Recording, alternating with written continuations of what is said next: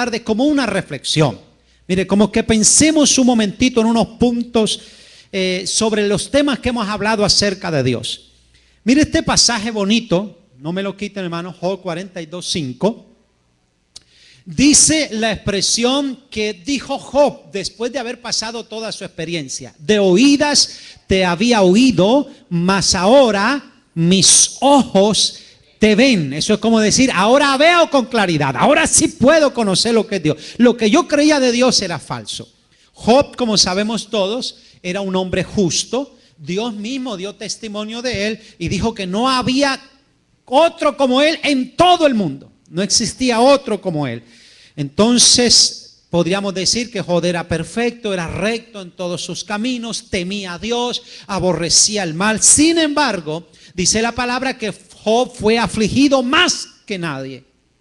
Fue afligido más que nadie.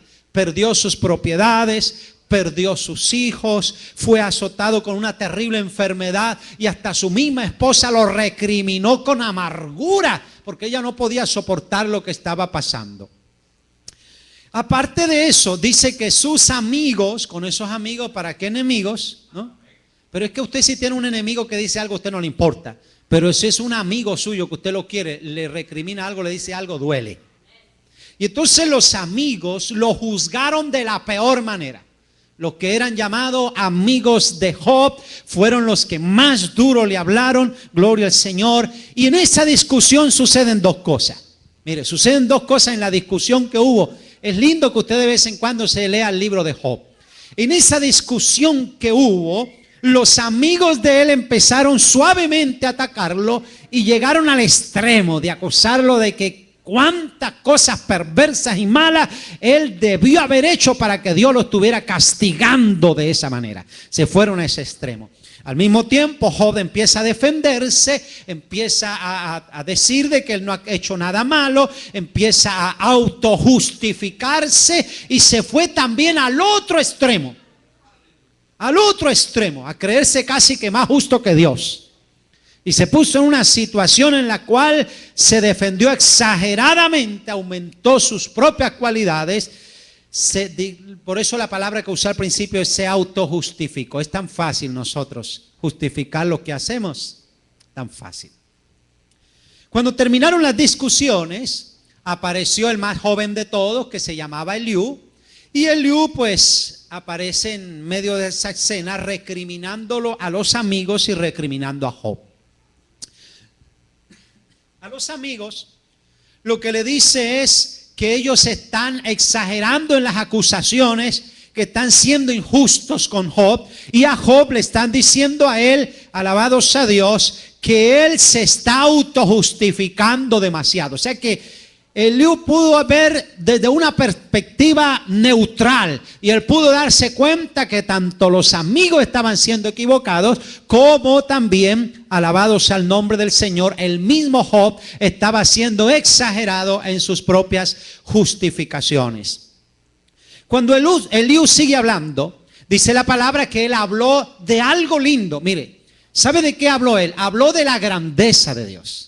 Habló de la perfección de Dios. Y habló algo que me gustó mucho, porque él habla de que aunque no entendamos a Dios, Dios es justo. Que aunque no entendamos a Dios, Dios es justo. Y aunque no entendamos a Dios, hay que someternos a la voluntad de Dios. Eso. Someternos a la voluntad de Dios. Hermano, cuando él termina su discurso, pasa algo maravilloso. Dice que en medio del escenario se aparece Dios. Oh, hermano, fue una tempestad que se armó, porque dice la escritura, hubo hasta rayos, truenos. O sea que hubo un torbellino, y de en medio del torbellino, entonces Dios empieza a hablarle. Alabados a Dios. Dios empieza a hablarle y Dios empieza a decir cuál es su grandeza. Dios empieza a hablar de su excelencia. Dios empieza a hablar de la creación que Él ha hecho. Dios empieza a hablar que es Él el que sostiene todas las cosas. De tal manera, alabados a Dios, que Job descubrió lo frágil que él era. Job pudo descubrir su ignorancia. Job pudo descubrir todavía más allá. Job pudo descubrir su necedad. Cuán necio había sido, autojustificándose de tal manera. En otras palabras, para decirlo así resumido, después de tanta defensa, Job vino a ser humillado. Humillado. Y ahí es donde finalmente Job puede hacer algo que no había pensado hacer nunca más. Y es arrepentirse. ¿Cuántos pueden adorar al Señor? Arrepentirse. De aquí podemos sacar varias enseñanzas. Gloria sea al Señor. Y yo quiero resaltar unos 3 puntitos que yo pude sacar aquí de lo que aprendemos de esta historia de Job. Que todo el que es altivo, todo el que es rebelde, todo el que se vuelve vanaglorioso, todo el que se cree mucho, todo el que pleitea con Dios, todo eso solo demuestra una cosa: no ha conocido realmente a Dios. No ha conocido realmente a Dios.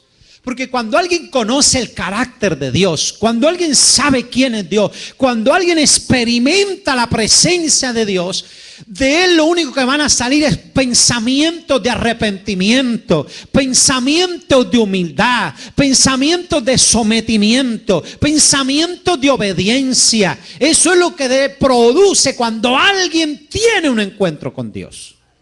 Cuando alguien verdaderamente conoce a Dios. Hay muchos que saben mucho de Dios, pero realmente no conocen a Dios. No conocen. Porque si viene la oportunidad de pecar, pecan.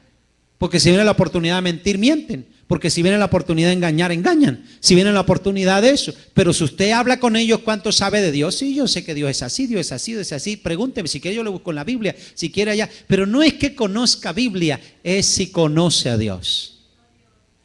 O sea que si usted le preguntara a la Biblia si existiera en la época de Job, si usted le preguntara a la Biblia a Job, Job era un maestro de la Biblia. Vuelvo a decirlo, suponiendo que existiera Biblia en la época de Job, pues podríamos decir que Job era un conocedor al derecho y al revés de las Sagradas Escrituras. Podía defender la palabra y enseñarle a los más jóvenes, aconsejar a los ancianos. El Job tenía la capacidad más grande en cuanto al conocer de Dios que cualquier otro. Pero cuando él, alabado sea Dios, choca con Dios, descubre que no es como él pensaba. Creía conocerte, creía saber mucho de Dios y me doy cuenta que no sé nada. Hermano querido, Dios es el creador. O sea, Él creó todas las cosas. Pero no solamente que Dios creó todas las cosas, sino que todavía más. No fue que Él creó y lo abandonó. Dios creó, pero también Dios sigue sosteniendo todas las cosas. Yo quiero que vayan conmigo a que analicemos quién es Dios, el Dios que adoramos. Tratemos de analizarlo. Él es el creador de todo, pero el mismo que también sostiene todo, lo preserva, lo cuida. Nos formó a nosotros de la nada. Dice que aquel muñeco que hizo le sopló aliento de vida y lo hizo un ser viviente con el soplo suyo. Nos hizo a nosotros más sabios que las bestias. Nos hizo a nosotros más sabios que las aves de los cielos. Aleluya. Nos dio a nosotros una capacidad de razonar, de pensar, de imaginar, de tomar decisiones. Nos hizo con características morales. Nos puso una capacidad de amar. Nos puso una capacidad de servir.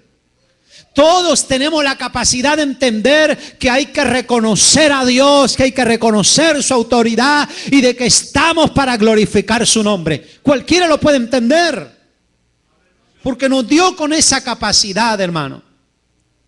Así que cuando yo analizo a Dios, tengo que decir que Él sostiene todo lo que existe solamente por el poder de su palabra. O sea que Él dio la palabra y lo que no era es. Y se sigue sosteniendo hasta el día de hoy. ¿Por qué lo hizo? Por su misericordia. Porque la palabra dice que sus misericordias son nuevas cada mañana. Todos los días tiene algo nuevo. Y nosotros pensando en la amargura de ayer, en lo que hicieron ayer, en lo que pasé ayer, en lo que hice, todo eso. Cuando Dios cada día tiene algo nuevo para nosotros. Y a veces estamos hasta, en vez de disfrutar que cada día Dios algo lindo tiene para nosotros. Dios nos da la vida, Dios nos da el alimento. En realidad todas las cosas, todo lo que disfrutamos proviene de Dios. Por favor, pónganme ahí el versículo de Santiago 1:17. Toda buena dádiva y todo don perfecto desciende de lo alto, del Padre de las luces, en el cual no hay mudanza ni sombra de variación. Él no varía, Él sigue siendo bueno con nosotros, nos portamos mal con Él, le damos la espalda muchas veces, hacemos lo que sea y volvemos y ahí está siendo bueno. Nosotros a veces actuamos según como nos tratan. Si nos tratan mal, queremos tratar mal. Si nos tratan bien, pues tratamos bien. Si nos hacen una sonrisa, sonreímos. Si nos miran feo, nosotros le torcemos los ojos más feos. Esa es la naturaleza humana. Pero Dios, no hay sombra de variación en Él. Todo lo bueno, todo don perfecto, todo lo lindo viene de Dios, viene de lo alto. ¿Cuántos le pueden adorar por eso? Así que si consideramos todo esto, que todo proviene de Él, también tendríamos que decir que Él tiene el derecho de usarnos a nosotros en el momento que Él quiera, de la forma que Él quiera. Él tiene todo el derecho de tomar la naturaleza y hacer de la naturaleza lo que Él quiere. Es su derecho. Mire bien a dónde yo quiero llegar. Yo quiero que usted entienda, todo viene de Él. Por lo tanto, si todo es de Él, en cualquier momento, cuando a Él le parezca, Él puede usarnos a nosotros. Él puede planificar con nosotros para que hagamos algo. Él es el dueño de todo. Le pertenecemos a Él. Él tiene el derecho de poner las leyes que sea. Si Él lo creó todo, si Él lo formó todo y Él lo sostiene todo, pues Él tiene el derecho de decir, yo quiero que las cosas se hagan así, así, así. Él pone orden a la creación, Él pone orden a sus criaturas, Él pone las leyes que tenemos que obedecer. Él tiene todo el derecho. Yo quiero que usted analice conmigo, alabado sea Dios, que a veces peleamos con Dios, a veces nos creemos exigirle muchas cosas a Dios y no nos ponemos en la posición de qué derecho tenemos nosotros. En realidad, digámoslo así, claramente, estamos obligados a obedecerle a Dios.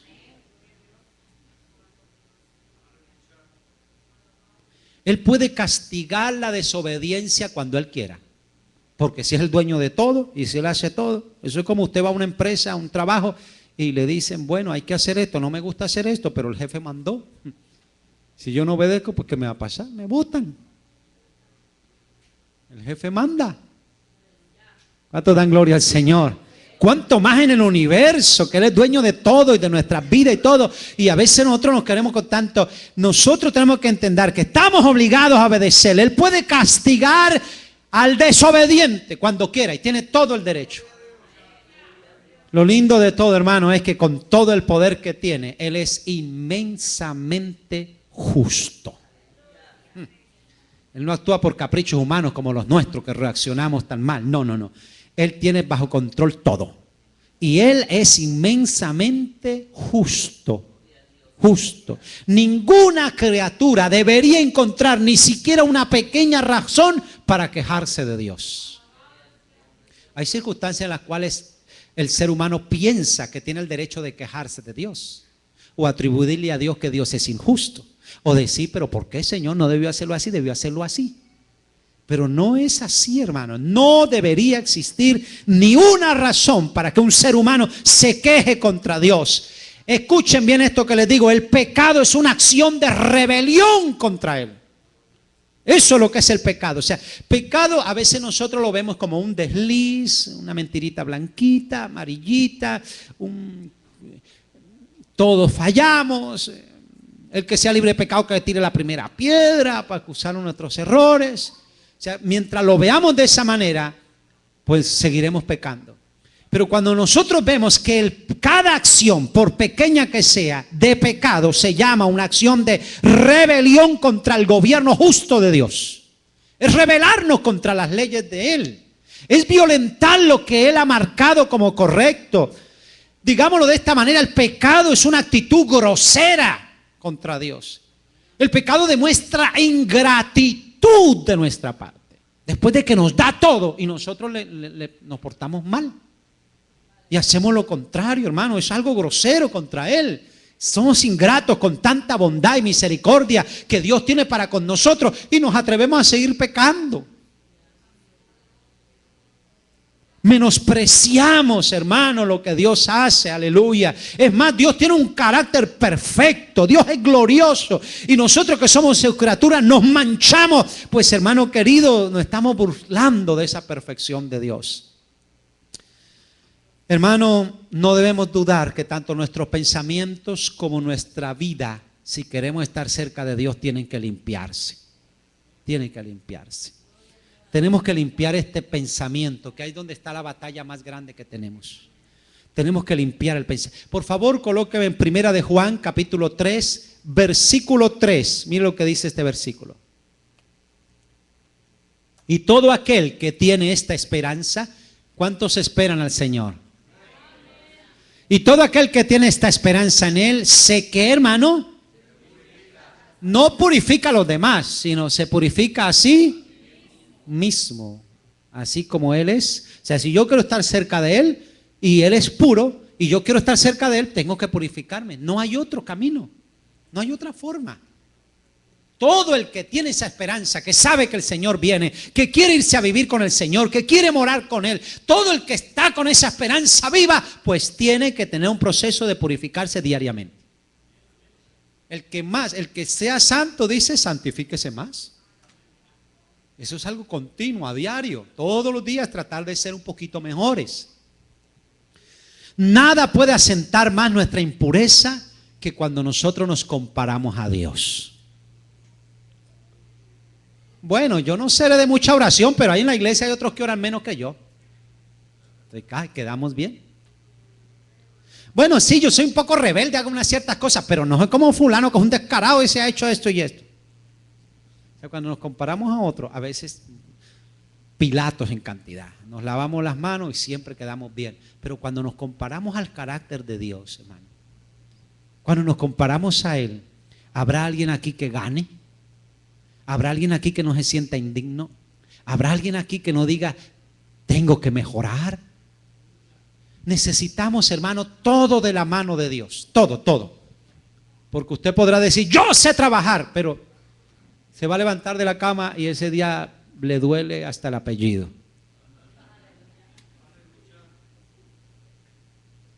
¿Ah? No puede ir a trabajar. Entonces, nosotros, hermano, todos dependemos de la mano de Dios. Es imposible, hermano, que Dios requiera algo de nosotros. Ahora quiero meterme a este tema. Mire. Dios no necesita de nosotros. Es más, le voy a explicar esto, hermano. Todos los mandamientos que usted a veces ve como demasiado, todos los mandamientos han sido dados para nuestro bien y para beneficio nuestro. No es que Él pone mandamientos para beneficio de Él. No, los mandamientos son para nosotros y son para nuestro beneficio. Quiero que usted entienda eso. O sea, cuando usted, ay, ¿por qué Dios pedirá esto? Ay, ¿por qué? Porque Dios sabe que es lo mejor para nosotros. Porque Dios sabe que eso nos hace bien. Porque no es que Dios diga, yo hago eso para mi capricho, para yo sentirme bien. Ay, mire cómo lo hice obedecer. Ahí lo tengo sometido. No. Cuando Dios da mandamiento, ordenanza, es para hacernos bien, para librarnos de peligro, para librarnos de lo malo, para salvarnos. Entonces el beneficio de todos los mandamientos son para nosotros. Todas las ventajas de ser obedientes serán para Dios o para nosotros. Si somos obedientes, ¿quién gana? Si yo soy desobediente, pierdo todo y Dios sigue siendo Dios. ¿Están comprendiendo eso, hermano? Dios sigue siendo Dios, hermano. Él no va a cambiar.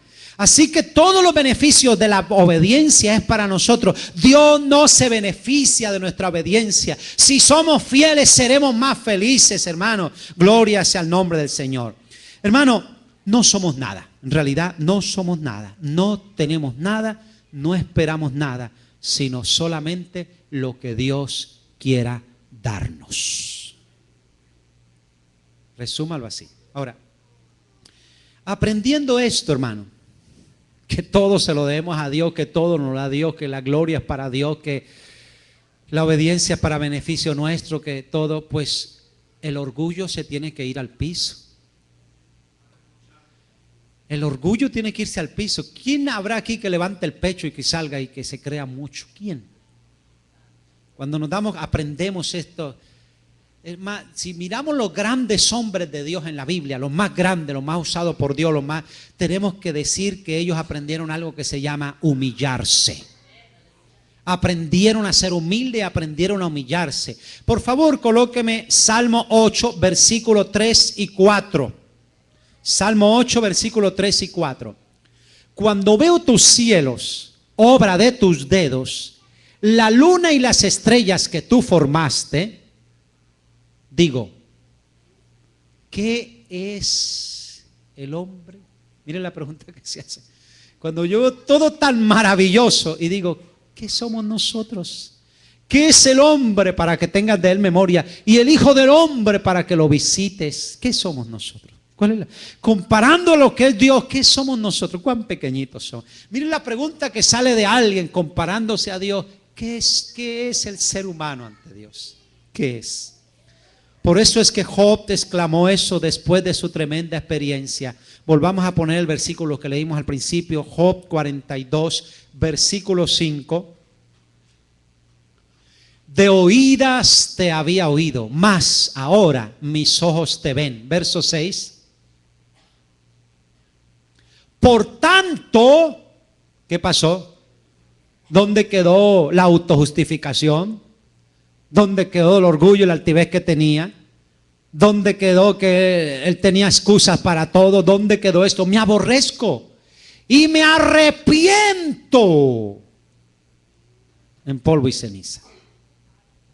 Y si eso hizo Job, que era un hombre perfecto, bueno, justo, oiga, que Dios mismo lo alaba, ¿qué somos nosotros, hermano? Ah, Dios me conoce, Dios sabe que yo soy así. Claro, Dios sabe que somos así, pero no está contento que seamos así. Dios no está diciendo que porque nos aceptó así nos quedemos así. No, tiene que haber un cambio. Y si no cambiamos, no va a perder Dios, vamos a perder nosotros. Y el que se pone duro y terco con Dios, y no, así soy, si Él me acepta, pues pierde. Los grandes son, como el mismo Job, después de que Dios tuvo que darle duro por la cabeza. Porque al que más tiene, más se le demanda. Y Job tenía un nivel altísimo. Y Dios sabía que estaba capacitado de soportar eso. Tal vez tú y yo no aguantamos ni a la mitad. ¿Qué? Ni a una cuarta parte. Pero él estaba capacitado para eso. Y pasó la prueba. Pero en medio de la prueba aprendió. Aún está enfermo y tirado ahí todo eso. Aún así todavía se autojustificaba y se defendía a sus amigos y todo. Pero un día dijo, no, realmente yo no soy nada. Me aborrezco. Me arrepiento. Cuando antes de la enfermedad Job se iba a arrepentir. ¿De qué? Si yo he andado. Y era cierto. Pero no había alcanzado la perfección de Dios. No había alcanzado la perfección. Comparado a Dios estaba a años luz. ¿Cuántos adoran al Señor? Quiero decirles 3 puntos, 3 cosas que sacamos aquí de esta enseñanza. Tengamos en cuenta esto. ¿Por qué será que la humanidad tiene un concepto equivocado del pecado? O sea, eso pecado a veces como que no es tan malo para nosotros. Hasta nos atrevemos a decir que el pecado es delicioso. Bueno, no vamos a pecar ahí porque le ofende a Dios, pero si no fuera por eso, el pecado es llamativo. Qué lindo llegar a ver el pecado como lo ve Dios. Si nosotros viéramos el pecado como lo ve Dios, qué increíble. ¿Sabe por qué la humanidad mira o tiene un concepto equivocado del pecado? ¿Sabe por qué? Porque tienen un concepto equivocado de Dios. Ese es el problema. Ese es el problema. Algunos tienen a Dios como un Dios permisivo. Algunos tienen a Dios como un Dios que ni siquiera se da cuenta de lo que hacemos, que es sordo, ciego y mudo. Según el concepto que tengamos de Dios, así nosotros veremos el pecado. Así veremos el pecado, hermano. Cuando alguien que dice que carga una Biblia en la mano y aún anda en delitos y pecados, ese alguien no ha conocido todavía a Dios. Por eso es que tiene 1000 excusas para su pecado. Escuchen esto. piensan que Dios los creó para su deleite. O sea, ellos piensan que nosotros somos, como dice la misma Biblia, la corona de la creación. O sea, que antes el estar vivos nosotros aquí, deleitamos a Dios, le alegramos al corazón a Dios. Es un privilegio para Dios tenernos. Aunque no lo digan así. O algunos sienten, bueno, como Dios nos creó, pues Dios tendrá que proveernos. Yo no le mandé que me creara. Y si Él me creó, pues tiene que sustentarme todo.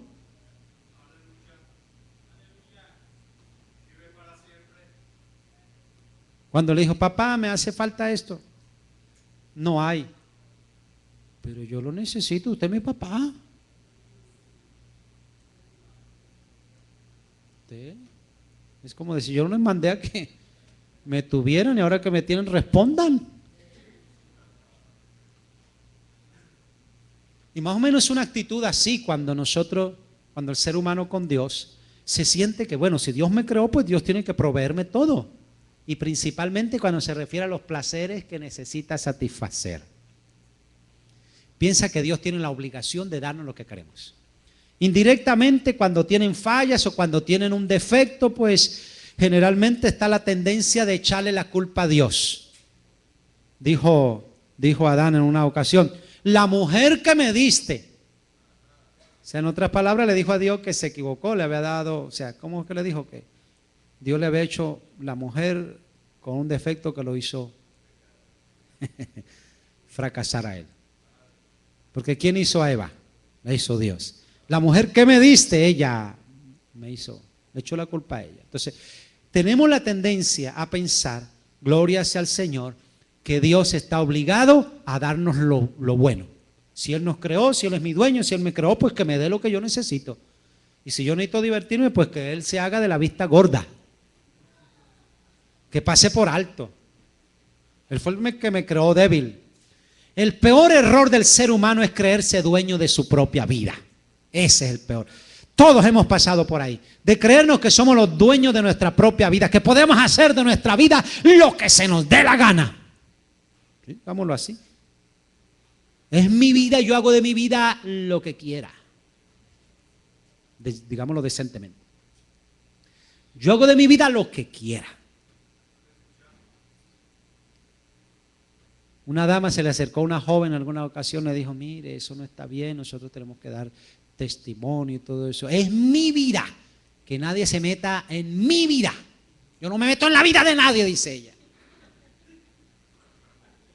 Su vida, ¿quién le dio el título de propiedad? ¿Quién? Y ese es un error grande, hermano, en el ser humano, que nosotros creemos ser dueños de nuestra vida y de que lo que hacemos nadie puede meter en nosotros, que las decisiones nuestras son nuestras y nadie más, y etcétera, etcétera. Gloria al Señor. Es más, hermano, cuando Dios no les da lo que ellos piden, se atreven a decir que Dios es injusto. Señor, pero si yo he estado ayunando, yo he estado orando, yo no me he perdido los cultos, ¿y por qué no me responde esto? Estamos diciendo a Dios que es injusto. Injusto. Mire, yo quiero que, por eso le decía hoy que hoy analizáramos el concepto de Dios, es el tema que estamos hablando, de Dios, pensemos. Llegamos a pensar de que Dios es injusto, es injusto. Lo que tenemos que entender, hermanos, que nada merecemos, que todo lo que tenemos, hermano querido, es por pura misericordia que Dios nos ha dado. Todo. Sintámonos gozosos y felices por lo que Dios nos da. A veces pedimos caprichos nuestros, deseos, anhelos de cosas que queremos. No viene la respuesta. Tengamos la madurez espiritual de decir, Dios sabe por qué no nos contesta esto. Él sabe lo que es más correcto para nuestra vida. Y yo quiero que las cosas sean así, así, así. Le oro a Dios, pero no hay respuesta. Dios sabe lo que permite. Dios sabe lo que hace. Dios es justo. Dios no se equivoca y a Él le doy la gloria. A Él le doy la gloria. Pero nunca pensamos que, ay, que yo me hice un par de ayunitos, estaba asistiendo a la iglesia, ya Dios como que Dios me debe. Ni por más que hagamos, siempre estamos en deuda con Dios. Génesis 39:9, ¿qué dice? Génesis 39, 9. No hay otro mayor que yo en esta casa, y ninguna cosa me ha reservado sino a ti, por cuanto tú eres su mujer. ¿Cómo pues haría yo este grande mal y pecaría contra Dios? Qué tremendo llegar a entender que nos debemos a Dios. A Dios. Este muchacho aquí, la esposa de Potifar, quiere seducirlo. Imagínense, para ser un hombre de esta categoría, pues tal vez hasta tenía una mujer muy hermosa, muy bella ante los ojos. Eso era una tentación fuerte. Y él lo aclara con sus palabras diciendo que Potifar, el esposo de ella, le ha dado todo, se ha confiado en él. Ha confiado en él, le ha puesto sus pertenencias, le ha dado todo. Pero el pensamiento que surge, número uno en la mente de él es: yo este gran mal y pecaría contra Dios. O sea que el pensamiento primero él es, no es que Potifar lo puso ahí, es que Dios lo ha puesto ahí. Es que Dios lo ha puesto ahí. Y que si él falla, no falla contra Potifar. O falla contra Potifar en un segundo grado. Al primero que falla es contra Dios. Contra Dios. O sea que el concepto claro de Dios nos libra a nosotros de pecar. El saber que donde quiera que estamos, ahí está Dios, que nos ve Dios, que no solamente conoce nuestro actuar, sino nuestro pensamiento y nuestra intención. El solo hecho de conocer eso nos libra. Entonces, un segundo punto de los tres que le dije. La única manera que nosotros tenemos para vencer el pecado, para triunfar contra el mal, es permitir que el carácter de Dios se manifieste en nuestra propia vida o en nuestro corazón. Permitirle que el carácter de Dios se anide aquí y que nosotros empecemos a actuar como Él. Es la única manera. Quien procura manifestar en su corazón a Dios, quien satura su mente y la cuida, podrá rechazar el pecado. Vamos a ver Mateo 5, 18, por favor. Mateo 5, versículo 18. Porque de cierto os digo que hasta que pasen el cielo y la tierra, ¿qué pasa? Ni una jota ni una tilde pasará de la ley hasta que todo se haya cumplido. Todo se cumplirá. Por lo tanto, vivo con temor a Dios. Si yo sé que lo que Él dice se cumple, si yo sé que Dios es un Dios veraz, si Dios va a cumplir los juicios que dice en la palabra, si Dios dice que todo va a tener un momento que va a culminar, si yo sé que Dios va a castigar, si yo conozco todo eso, hermano querido, alabado sea Dios, eso me va a dar a mí un temor en la vida para saber cómo comportarme.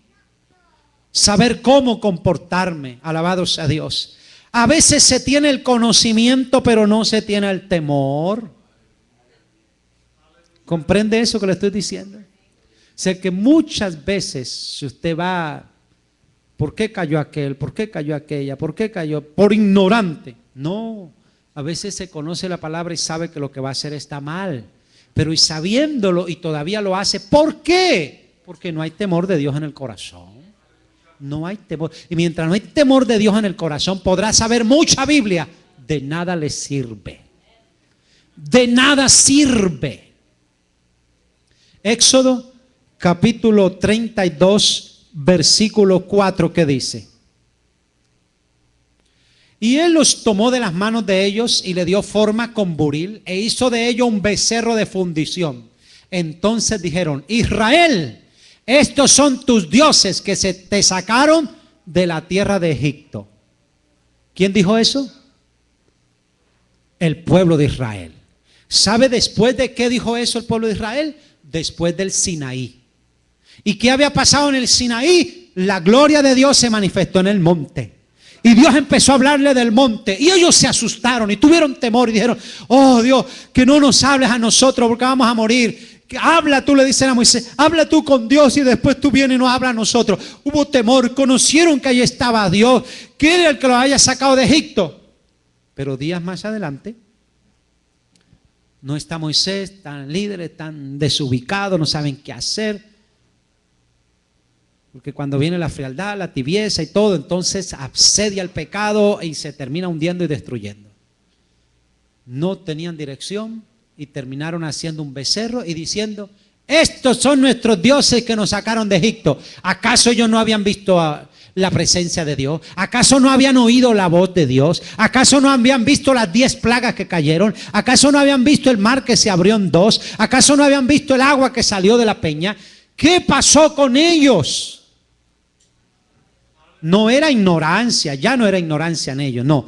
Tenían el conocimiento, pero no habían permitido que el temor de Dios se anidara en sus corazones. En sus corazones. Alabado sea Dios. Si no permitimos a Dios que sea el que gobierne nuestro corazón, ni por más Biblia que sabemos, no nos sirve de nada. Amén. De nada. ¿Será que a alguien se le olvida pecar? No, todos sabemos pecar. ¿Será que la carne no nos pone deseo a pecar a todo mundo? A todos nos pone el deseo. Pero la única manera de poder tener más temor a Dios es rechazarlo con todo y deseo. Con todo y deseo por agradar a Dios. Tener un deseo firme de obedecerle a Dios, pase lo que pase. Y a medida que rechazamos el mal, en nuestro corazón va floreciendo más el temor de Dios. Y por tercer punto, el tercer error es creer que al convertirse ya está todo hecho. O sea que a veces viene un conformismo, que ya estamos yendo a la iglesia, yendo y viniendo, ya no hay que estar luchando por mejorarnos más o por santificarnos más. Entramos a un costumbrismo, ya nos acostumbramos a una forma de vida y estamos así. Romanos 7:23 dice, Romanos 7, verso 23, ¿qué dice? Pero veo otra ley en mis miembros, está hablando el apóstol, que se revela contra la ley de mi mente, que me lleva cautivo a la ley del pecado que está en mis miembros. Aunque usted sea un hijo de Dios, todavía tiene una naturaleza pecaminosa, que la Biblia nos enseña que hay que hacerla morir, que no proveamos para los deseos de ella. O sea que siempre van a haber deseos del mal, siempre los ojos se quieren ir, siempre la mente quiere imaginar. Hermano, siempre va a estar ahí el anhelo, el deseo. Y el diablo, sabiendo lo que más nos gusta, pues eso es lo que más nos presenta. Nos da la oportunidad para que nosotros caigamos, fallemos. Hermano querido, gloria sea a Dios. Puede estar en un nivel espiritual altísimo hoy, pero si mañana se descuida, ¿comprende eso, hermano? O sea que la carne usted puede decir que la tengo muerta hoy, pero aliméntela 2 días más y verá que ya se pone mandona. Mandona. Solo dele chancecito y verá cómo revive. Y eso revive pero rapidito. Esa es la carne nuestra, hermano. Entonces Pablo mismo dice, dentro de mí tengo ahí, dice, una ley, dice, que se revela contra la ley de mi mente. O sea, en mi mente yo digo, quiero ser fiel a Dios, quiero andar correctamente, no quiero fallarle más a Dios, voy a cambiar esta actitud, voy a dejar de ser gritón, voy a dejar de ser egoísta, voy a cambiar esta actitud, me voy a morder la lengua antes de decir lo que no debo. La mente piensa y a la hora de actuar termina actuando lo mismo. Entonces una cosa pienso, pero otra cosa termino haciendo. Y si siguiéramos leyendo, dice, miserable de mí. Pero más adelante dice, pero gracias a Dios por Jesucristo. Aleluya, gloria a Dios. Gracias a Dios por Jesucristo. Es el único que nos puede dar victoria. Victoria. Entonces, ¿qué es lo que queremos decir con esto? El tercer punto que yo quería dejarles claro a ustedes, que la única manera de vencer día a día es estar en la presencia de Dios día a día. ¿Comprenden eso, hermano? Día a día. El Salmo 27:4 dice, una cosa he demandado a Jehová y esta buscaré, que esté yo en la casa de Dios, dice, todos los días de mi vida para contemplar la hermosura de Jehová. Sé que el salmista había aprendido, el secreto de mi victoria está que todos los días yo tenga un encuentro con Dios. Y eso es base del evangelio. Eso es base del cristianismo. ¿Por qué la iglesia hoy en día se ha debilitado tanto? ¿Sabe por qué? Porque hoy en día ya no se hace cultos familiares, ya no hay tiempo de devocional, hermano, no hay tiempo de devocional. Sé que hay creyentes que solamente vienen a orar cuando vienen al culto, hay creyentes que leen la Biblia cuando la leen aquí en los devocionales. Hay creyentes que no doblan las rodillas, o a veces doblan las rodillas en la casa, pero parece que hubiera ahí una espina en el piso. Porque rapidito.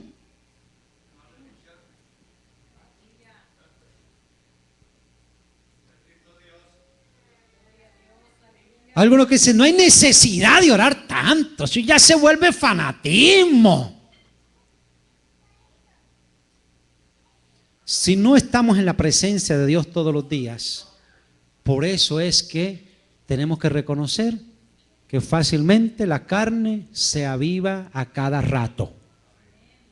A cada rato. Y peor, si usted tiene un trabajo donde se va tempranito, llega tarde y que no queda mucho tiempo para buscar a Dios, pues hermano querido, el enemigo va a aprovechar la circunstancia para ponerle pruebas, cascaritas y trampas, porque sabe que usted no ha sacado tiempo para Dios. Por eso el creyente tiene que cuidarse, aunque sea va escuchando una emisora cristiana mientras va en el camino, pone una predicación o está orando mientras. Aprovecha todos los momentos para hablar con Dios, para pedirle a Dios, para acercarse a Dios. Hermano querido, tiene que doblar las rodillas un rato, tiene que caminar en el cuarto hablando con Dios, o tiene que hacerlo, hermano querido. Si no lo hace, ¿cómo vamos a tener fuerzas para vencer? ¿Cómo? Dios aborrece el pecado, hermano. Dios lo aborrece. Jacob no tenía mucho conocimiento acerca de Dios. Él quería las bendiciones de Dios, pero no tenía mucho conocimiento acerca de Dios. Un día, por sus mismos errores, tuvo que salir huyendo, y cuando iba en el camino, cansado, dijo, voy a dormir aquí. Puso una piedra de cabecera y se puso a dormir. Tuvo un sueño, y era una escalera que Jacob veía. Tuvo un sueño. Y cuando él se despierta del sueño, Génesis 28, 16, Génesis 28, 16, mire lo que dice. Despertó Jacob de su sueño y dijo, ciertamente Jehová está en este lugar. Y yo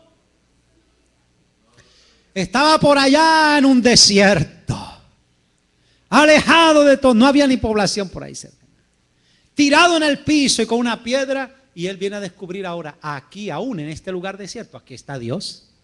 Y yo no lo sabía. Yo no lo sabía. Verso 17. Y tuve, ¿qué tuvo? Ahí le entró el temor a Dios. Cuando uno sabe que donde quiera que vaya está Dios con nosotros. Cuando uno tiene a Dios en su corazón, en su vida, hay temor a Dios. Temor. Cuán terrible es este lugar. No es otra cosa que casa de Dios y puerta del cielo. Si estaba la presencia de Dios, ¿por qué era terrible? Para él fue algo estremecedor, porque tenía una ignorancia del conocimiento de Dios. Ignorancia del conocimiento de Dios. Si nosotros sabemos que si vamos a la montaña, al valle, donde quiera que vayamos, a la ciudad, al campo, donde quiera que vayamos, ahí está Dios con nosotros, nos está viendo, nos está observando, conoce nuestro pensamiento, nuestras actuaciones. Por eso yo les dije al principio, hermanos queridos, alabados a Dios, ¿por qué es que nosotros no detestamos el pecado? Porque no tenemos un buen conocimiento de Dios. Quien conoce a Dios y sabe como Dios, y sabe que Dios está con nosotros a toda hora, y que castiga la maldad, y que quiere bendecirnos y le somos obedientes. Si yo entiendo a Dios, pues yo quiero agradar a Dios. Y el pecado se torna secundario para mí. Pero si yo no conozco a ese Dios que adoro, hermano querido, a toda hora me lavo las manos. Yo soy débil. Otros dicen, todos los hombres somos débiles. Son teorías que cayó en pecado. Ay, que como es hombre. O sea, esa mentalidad se va metiendo en el mundo, en la mente, en las carnes, eso es fruto de la carne. Pero cuando el Hijo de Dios dice, no, yo ya soy una nueva criatura, ahora tengo a Dios en mi vida, yo amo a ese Dios que tengo, no lo quiero perder por nada, yo quiero tenerlo contento y que Él esté agradecido, agradable conmigo siempre, que su misericordia esté para conmigo, su favor, pues yo quiero portarme bien. Quiero que se ponga en pie, hermano, en esta tarde. Alabados a Dios, aleluya. Gloria a Dios, gloria a Dios.